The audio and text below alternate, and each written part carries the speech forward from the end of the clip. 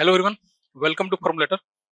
आज हम डिस्कस करने जा रहे हैं बीपीएससी एई के प्रीवियस ईयर क्वेश्चंस को, जो कि पेपर 4 है और इसका जो एग्जाम कोड था वो 08 डिवाइड बाई 220 था, है ना। यानी कि 2020 का वैकेंसी था, एई का वैकेंसी था। बेसिकली ये सिविल के लिए वैकेंसी आया था, सिविल मैकेनिकल के लिए। उसके पेपर 4 को डिस्कस करने जा रहे हैं, क्योंकि जो सिलेबस है ये आने वाला exam BPSC ITI vice principal का, उसका सिलेबस और जो पेपर 4 होता है बीपीएससी एई का, वो सिलेबस एग्जैक्टली सेम है। इसलिए हम लोग उसी प्रीवियस क्वेश्चन को डिस्कस कर रहे हैं, ताकि हम लोग इसके ना कुछ फुटप्रिंट को तैयार कर सके, है ना। तो हम लोग डिस्कस करने जा रहे हैं बीपीएससी एई के पेपर 4 को। पेपर कोड कितना है? 08 बाई 220 यानी कि 2020। ये कुछ रिजल्ट्स हैं जो कि बीपीएससी के डिफरेंट डिफरेंट एग्जाम्स में आए हुए हैं। जैसे यहाँ बीपीएससी एई का, बीपीएससी एपी जो इलेक्ट्रॉनिक्स का एग्जाम हुआ था उसका रिजल्ट है यहाँ पे। एमबीआई बीपीएससी एमबीआई एग्जाम हुआ है उसका रिजल्ट है, लेक्चरर का यहाँ पे रिजल्ट है। बीपीएससी एपी मैकेनिकल का असिस्टेंट इंजीनियर्स के ये रिजल्ट्स हैं। Now there are several results. Okay, now ये गेट का ही बैच चल रहा है जो आप ऑनलाइन ऑफलाइन दोनों में है, आप इसमें भी चाहे तो इनरोल कर सकते हैं। ठीक है, तो हम लोग जो डिस्कस करने वाले हैं, आपको पता होगा कि जो पेपर 4 है ये तीनों सब्जेक्ट इसमें होते हैं। बेसिकली इलेक्ट्रिकल का भी बेसिक इलेक्ट्रिकल सब्जेक्ट होता है, बेसिक मैकेनिकल का भी सब्जेक्ट होता है और बेसिक सिविल का भी सब्जेक्ट होता है। तो हम जो पार्ट डिस्कस करने वाले हैं वो बेसिक इलेक्ट्रिकल वाला पार्ट डिस्कस करने वाले हैं। जो सिविल के सर हैं वो सिविल वाले, और जो मैकेनिकल के सर हैं वो मैकेनिकल के पार्ट को डिस्कस करेंगे। ठीक है, तो इसमें बेसिक इलेक्ट्रिकल वाला जो पार्ट है, यानी कि जो एलिमेंट्री इंजीनियरिंग के नाम से जानते हैं हम लोग पेपर 4 में इसको, उस वाले पार्ट के क्वेश्चंस को हम डिस्कस करने जा रहे हैं। जो पहला क्वेश्चन है वो क्वेश्चन नंबर 4 है इसका। रीडिंग द क्वेश्चन, एक बार क्वेश्चन रीड आउट करेंगे ऑप्शन, उसके बाद हम लोग इसका सॉल्यूशन देखेंगे क्या होता है। क्वेश्चन क्या कर रहा है? Thevenin's theorem says, option A है ये, says to ignore internal resistance of source, internal resistance of source voltage. B is applied to both linear and non linear electrical network और electrical circuit. Option C, fail to simplify a complicated series and parallel linear two-terminal network. State that a two-terminal electrical circuit, linear circuit, can be replaced by an equivalent circuit consisting of a voltage source, VTH, in series with a resistance known as equivalent resistance of entire network. देखिए, ये ना Thevenin theorem आपको समझना है कि theorem होता क्या है। थेवेनिन थ्योरम में क्या होता है? हमारे पास एक सर्किट है, मान के चलिए ये कुछ हमारे पास एक सर्किट है, और ये सर्किट एक इलेक्ट्रिकल नेटवर्क है। और कैसा नेटवर्क है? एक लीनियर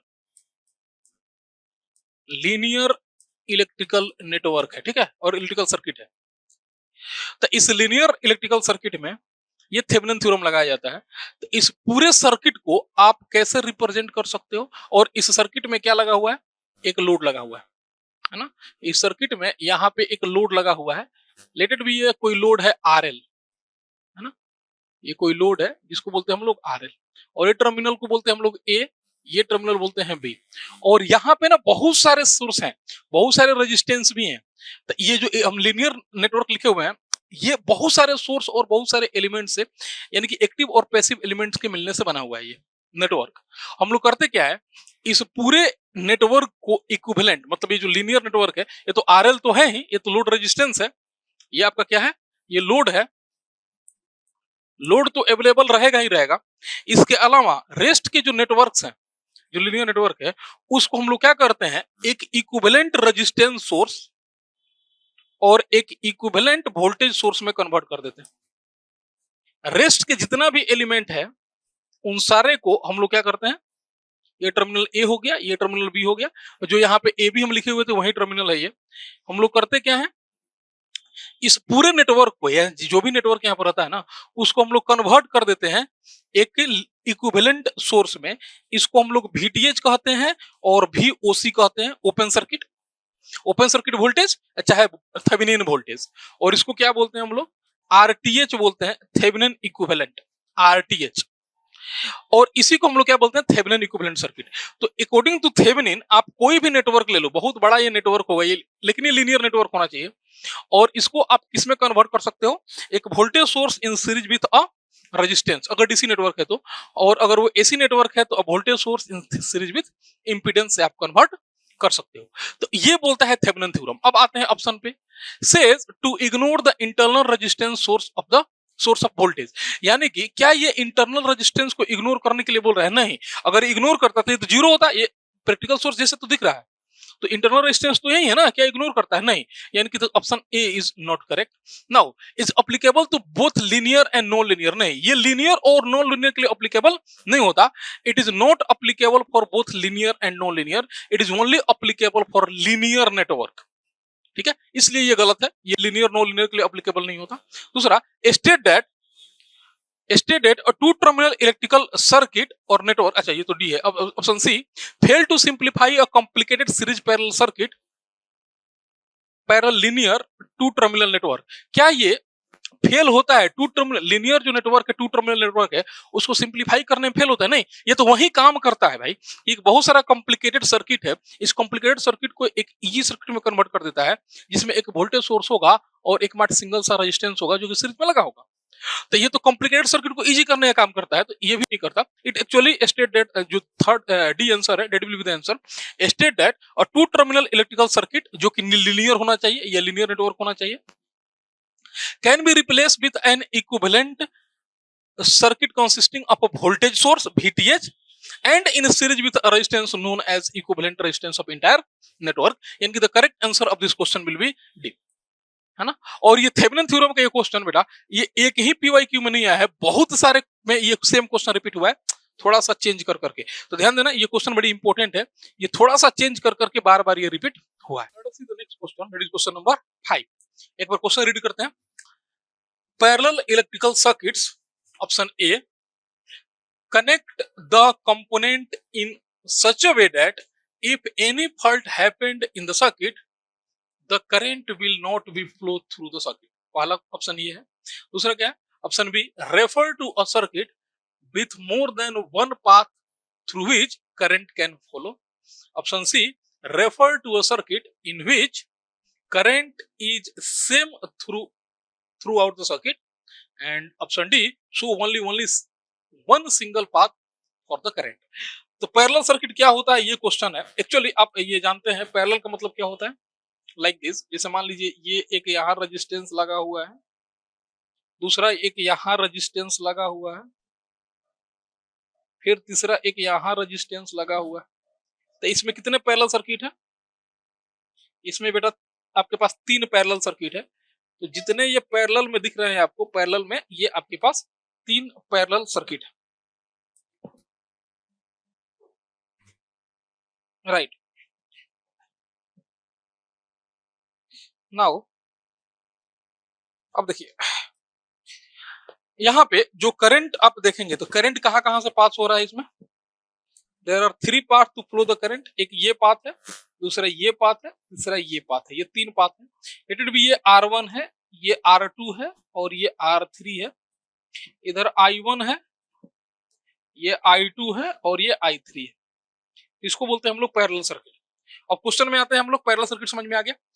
तो क्या इसमें एक ही पाथ है करंट के लिए? नहीं, अगर ये सीरीज होता है ना, सीरीज में एक पाथ होता है, यानी कि shows only one single path of the current. ये गया, ये किसके लिए होता है? सीरीज के लिए।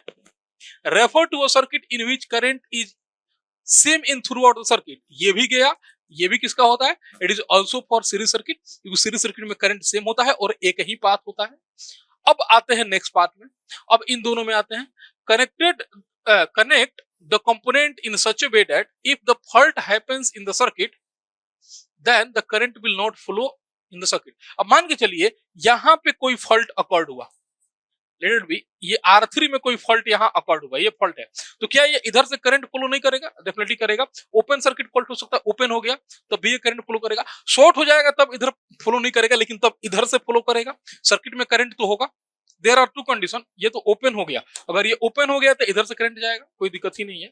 अगर ये शॉर्ट हो गया तो पूरा करंट इधर से जाएगा, इधर से कोई नहीं जाएगा, बट सर्किट में करंट तो जाएगा। वेरी हाई करंट होगा, that is another part, but circuit में करंट तो जाएगा। यानी कि option A will not be answer. तो करेक्ट आंसर इसका क्या हुआ? तो आंसर बी पढ़ लेते हैं। आंसर बी क्या कह रहा है? आंसर बी ये कह रहा है कि refer to a circuit with the more than one path through which current will flow. तो डेफिनेटली इसमें एक से ज्यादा पाथ होते हैं करंट फ्लो होने के लिए, यानी कि the correct answer will be option number B. Let us see the next question, that is question number 6। Simple सा एक न्यूमेरिकल है ये, एक बार क्वेश्चन रीड करते हैं। The RMS voltage of a sinusoidal waveform having peak voltage of 20 volt is. Option A 15.5 volt, option B 14.14 volt, option C 20 volt and option D 15 volt. क्या कह रहा है? The RMS voltage of sinusoidal waveform, एक sinusoidal waveform है जिसकी peak value कितनी दी हुई है? 20 वोल्ट दी हुई है। ये इस तरह का एक साइनसोइडल वेवफॉर्म है। ओके, ये लेट बी, ये एक साइनसोइडल वेवफॉर्म है।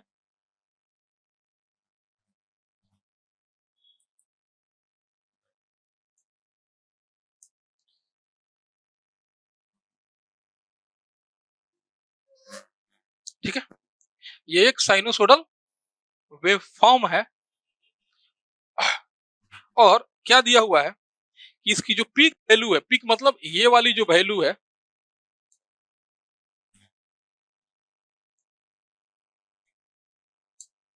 ओके, ये वाली जो वैल्यू है, पीक वैल्यू इसको कहते हैं हम लोग,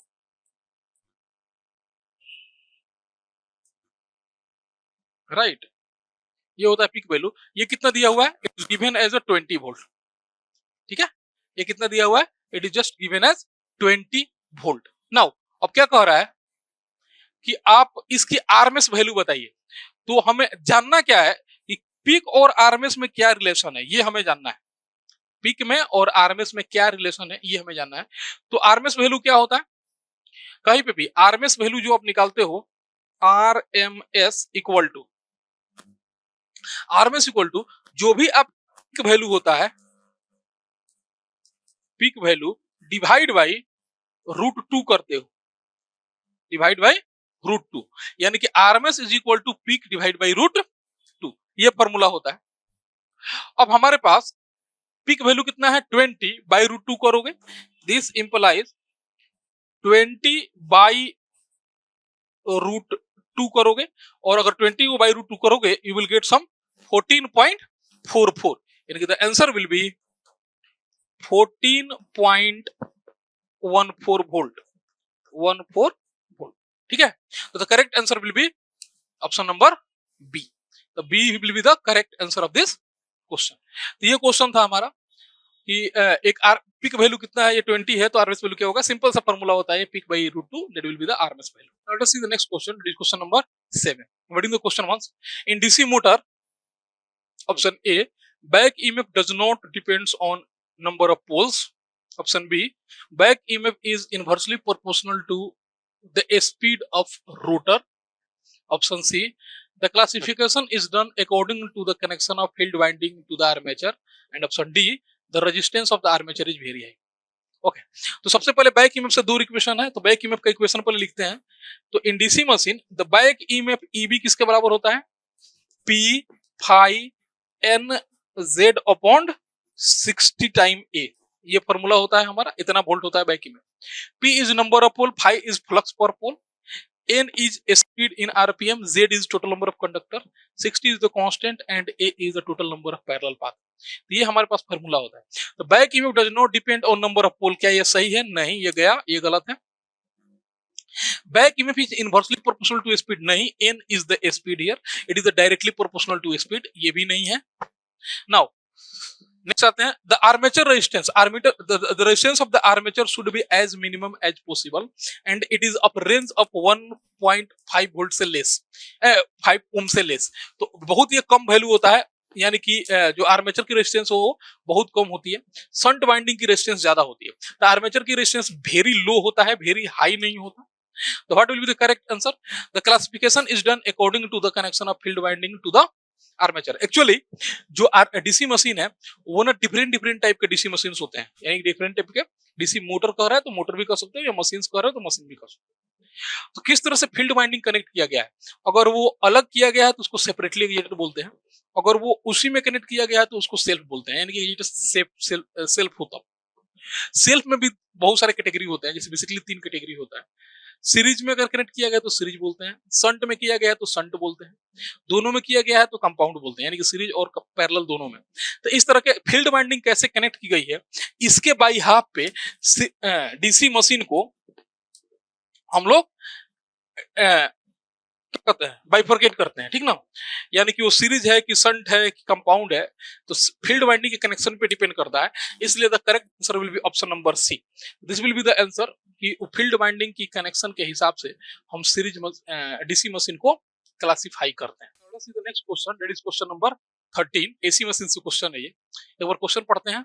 इन alternator option A of 3 phase type, if the winding are connected in a star, then phase voltage is V by root 3. Option B, generation of single phase power involves less loss compared to 3 phase power generation. Option C, having a 3 phase circuit, the power in watt is V by root 3 I cos phi. And option D, the amount of heat produced is directly depends on a square of the current, which in turn vary directly with the power factor, where V is line voltage, I is current in ampere and cos phi is power factor. चलिए, तो ये कुछ hints भी दिया है इसके बदले में। क्वेश्चन क्या कर रहा है, इन 3 फेज अल्टरनेटर, तो 3 फेज अल्टरनेटर में आपका वाइंडिंग होता है, अगर वो स्टार कनेक्टेड है तो फेज वोल्टेज कितना होता है, V by रूट 3। ये बात सही है, ये एक्चुअली ये आंसर भी है इसका, बट थोड़ा सा और डिस्कस करेंगे हम लोग इसके पॉइंट्स को। In case of star winding, जो VPH होता है ना, वो V लाइन बाई रूट 3 होता है और करंट सेम होता है ना। जो IPH होता है फेज करंट, वो बराबर होता है लाइन करंट के, ये होता है। And in case of delta winding, जो VPH होता है वो बराबर होता है लाइन वोल्टेज के, बट जो IPH होता है वो लाइन करंट का बाई रूट 3 होता है। तो ये हमारे फॉर्मूला होते हैं और ये कंसेप्ट होता है रूट 3। तो डेल्टा में करंट फेज में डिवाइड हो जाता है और इसमें वोल्टेज डिवाइड हो जाता है। तो answer will be option A. Next आ जाते हैं, इनके बारे में भी थोड़ा समझ लेते हैं। Generation of single phase power involves less loss as compare to 3 phase power. ऐसा नहीं होता, 3 फेज पावर में कम लॉस होता है, that's why all the generation are done in the 3 phase fashion. आपके सप्लाई भी 3 फेज का आता है, उसमें से आप एक फेज लेते हो भले, लेकिन actually generation are done in the 3 phase because of the less loss. तो ये ऑप्शन नहीं होगा। Having 3 phase circuit, the power in watt is, देखो एक्चुअली पावर इन वाट ना, अगर ये फेज है ये भी फेज है, तो ये 3 into VPH into IPH into cos phi, ये फॉर्मूला होता है, ठीक है ना। अगर ये देखो, जिसे क्या बोल रहे हैं हम, कहने का क्या मतलब है कि एक्चुअली ये तो आपका फेज वोल्टेज हो गया। तो जब अगर 3 फेज होगा ना, ये क्या हो गया, फेज वोल्टेज हो गया ना, अभी पढ़ाए हम, तो फेज वोल्टेज हो गया। ये क्या है, आई फेज है। तो एक्चुअली जो पावर होता है वो कितना होता है, वो 3 into VPH into IPH into cos phi, ये फॉर्मूला होता है। तो यहाँ ना ये बाई रूट 3, यहाँ जो 3 है ना वो मल्टीप्लाई नहीं है। अगर वो 3 मल्टीप्लाई होता तो ये करेक्ट आंसर होता। एक्चुअली ये पावर होता है, ना कि ये पावर होता है, ठीक है ना। तो correct answer will be option 1। Anyway नीचे भी देख लेते हैं। The amount of heat produce depend on the square of the current. ठीक है, ये तो सही है कि जो हीट प्रोड्यूस होता है ना, वो करंट के स्क्वायर पे डिपेंड तो करता ही है, which in turn very directly to the power factor. ये गलत है, यहां तक का जो पार्ट है ना वो सही था। क्या बोल रहे हैं, द अमाउंट ऑफ, सॉरी, यहां तक का जो पार्ट है ना, the amount of heat produce depend on the square of the current, ये सही है। रेस्ट का पार्ट जो है ना वो गलत है। ये which in turn very directly proportional to the power factor, नहीं। यहाँ पे देखो आप, अगर पावर का फॉर्मूला आप ये लिखे हुए हो, अगर ये वोल्टेज कांस्टेंट मानते हो, तो अगर ये बढ़ेगा, अगर करंट बढ़ेगा तो पावर फैक्टर को घटना पड़ेगा, और अगर पावर फैक्टर बढ़ेगा तो करंट को घटना पड़ेगा। यानी कि दोनों इनवर्सली प्रोपोर्शनल होते हैं to maintain the power constant. यानी कि the correct answer will be option A, a 3 phase type, if the winding are connected in a star, the phase voltage will be line voltage by root 3. Let us see the next question. That is question number 19. I am reading the question once. In a driven system of energy meter, हालांकि ये serving का question है और जो serving part पढ़ना है उसको उसका क्वेश्चन है. In a driven system of energy meter, option A, the series electromagnet does not play any role.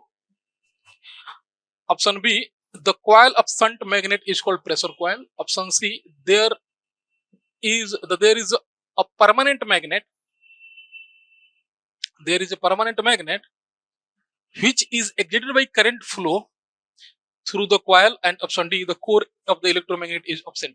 अब देखो क्वेश्चन में क्या क्या कह रहा है.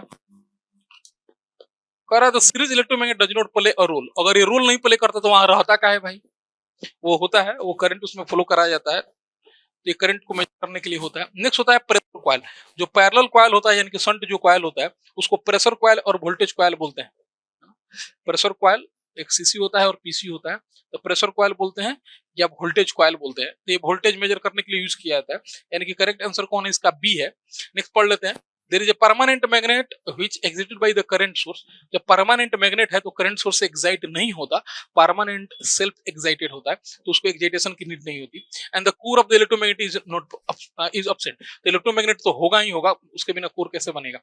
तो ये आपके पास जो शंट मैग्नेट है, ये शंट मैग्नेट और ये सीरीज मैग्नेट है, इसमें कोर लगता है और इलेक्ट्रोमैग्नेट टाइप का होता है.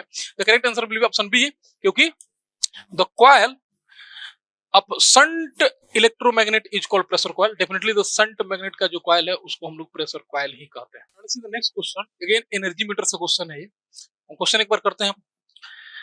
The breaking system of an energy meter, option A, also record the number of rotation of the aluminium disc. Option B, make use of temporary magnet for reducing the rotation of aluminum disc. Make use of permanent magnet for reducing the rotation of aluminum disc. And make use of temporary magnet which is adjustable. देखिए यहाँ पे temporary magnet नहीं होता, ये permanent magnet use होता है. और उस परमानेंट मैग्नेट को एडजस्ट करके एल्युमिनियम डिस्क के रोटेशन को कम ज्यादा किया जाता है. एक्चुअली ये एडी करंट ब्रेकिंग पे काम करता है. यानी कि जो परमानेंट मैग्नेट होता है वो कितना फ्लक्स देता है उसके हिसाब से कितना मैग्नेट में एडी करंट बनेगा, उस हिसाब से रोटेशन को कंट्रोल किया जाता है. राइट. तो ये actually use of permanent magnet, ये परमानेंट मैग्नेट का यूज करता है और क्या करता है, रोटेशन को एल्युमिनियम जो डिस्क होता है जिसमें आप नंबर्स देखते हैं वो एल्युमिनियम डिस्क होता है. पहले अभी का एनर्जी मीटर जो डिजिटल हो गया, अभी की बात नहीं हो रही है. जब एनालॉग जो पहले का जो एनर्जी मीटर होता था, अब तो प्रीपेड हो गया है. नहीं, जो पोस्टपेड एनर्जी मीटर था उसकी बात हम यहाँ पे कर रहे थे.